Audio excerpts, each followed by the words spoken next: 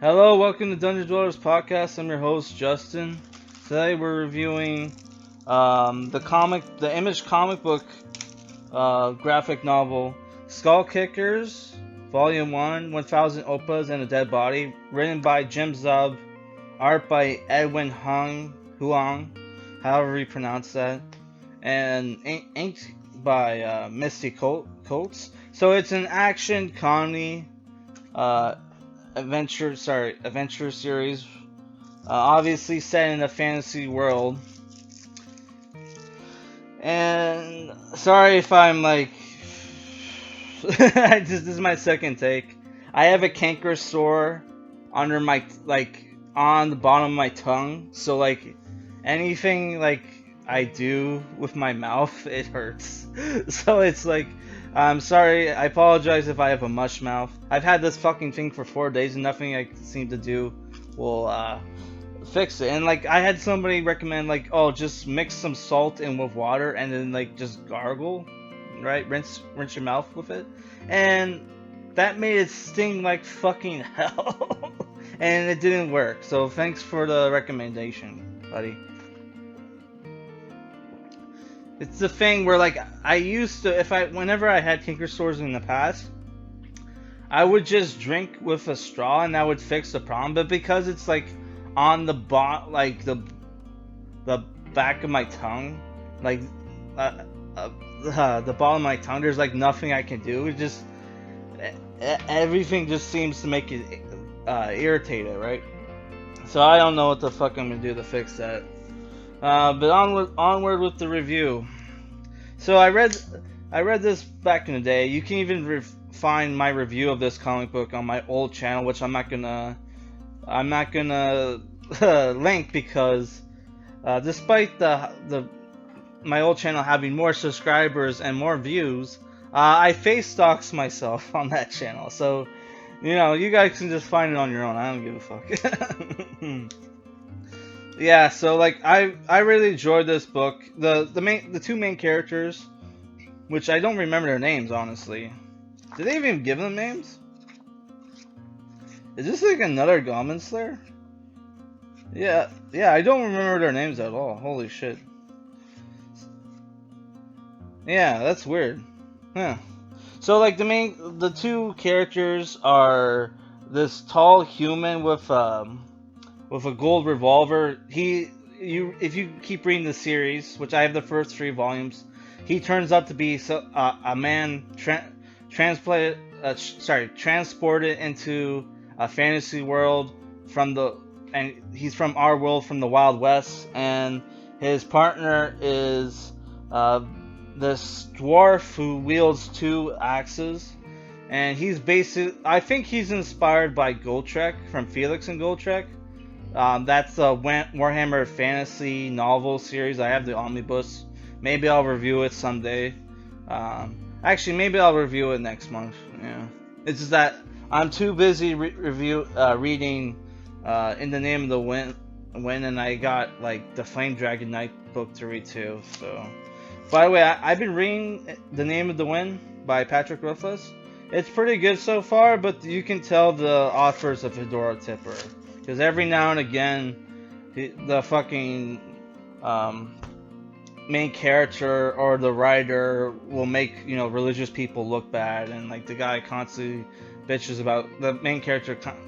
Here and there will bitch and have like little snides at religious people and shit, which is a little fucking annoying. Especially when fantasy is supposed to be more of a right wing like genre, where sci-fi tends to be more left leaning.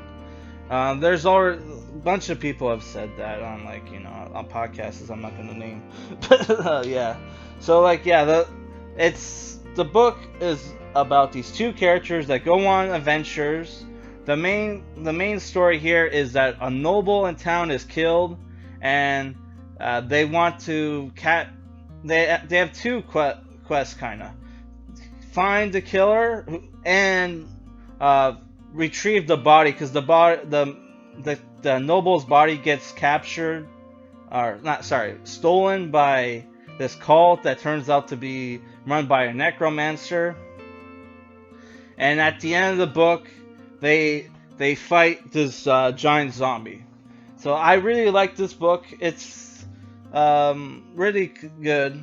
The art's really the art, despite the fact that it's cartoony. And I will say I did find the comedy in the book to be a little like generic, but you know, some of the things he said, like the dwarf character will say here and there, I thought was funny. Like when he's happy, he has this saying, "Horrors and gold," and then when he's angry, what was this? I can't remember the thing he would say when he's angry. Something filth. I don't fucking know. But like horrors and gold is probably is that's probably one of my favorite catchphrases from a character in a while. Like, you know, it's better than clobbering time or like, you know, Hulk smash or whatever. Yeah, so the art is really good despite its cartoony look. It like the inking makes it look like it's like straight up from a cartoon or something. Like you're looking at screenshots from a cartoon, which is really great. Which unfortunately for my review, I couldn't find any good images for the review. I couldn't like. Then again, I only checked on Bing. I probably should check Google, but you know, I'm trying not to get sued for copyright, you know, shit. So I stick with Bing and like whatever public images I could find. Yeah, so like I don't know, I thought the book was great, and it's only you're getting like not only is it 5 issues, but you also get the 2 short stories, which are drawn by Chris Stevens. The 2 short stories where these 2 characters first premiered in some kind of magazine or whatever for Image. And the art for the 2 short stories are really great. I have a screenshot from one of them in the book. In the video. Which the art looks way fucking better, way fucking more detailed. Yep.